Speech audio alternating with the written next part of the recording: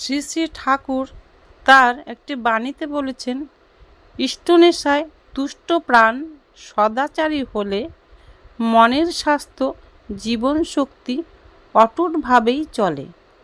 ব্যাধিকে এড়িয়ে যাওয়ার সবচেয়ে বড় কৌশল সদাচার পালন করা।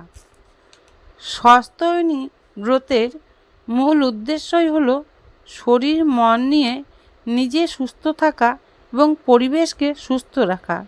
স্বাস্থ্যায়নের 5টি নীতির সুষ্ঠু পালনে মানুষ সুন্দর স্বাস্থ্যের অধিকারী হতে পারে এবং সব রকম ব্যাধিকেও এড়িয়ে যেতে পারে।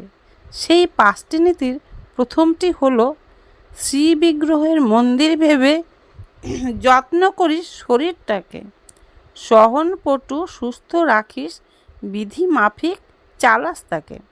দেবতার মন্দির যেভাবে যত্ন করে রাখা হয় সেইভাবে নিজের শরীরটাকেও পালন করতে হবে।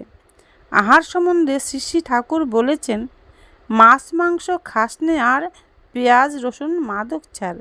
এই বাণীর বিরুদ্ধে মানুষ অনেক যুক্তি সামনে নিয়ে আসে। পরম পুরুষের অভিজ্ঞতার চেয়ে বড় আর কিছু হতে পারে না।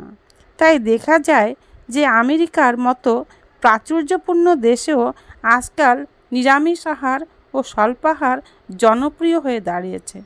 নিরামিষ আহার সদাচার পালনেরই একটি অঙ্গ। এ ব্যতীত সম্পূর্ণ সদাচারী হওয়া সম্ভব নয়। জয় গুরু, বন্দে পুরুষোত্তমম।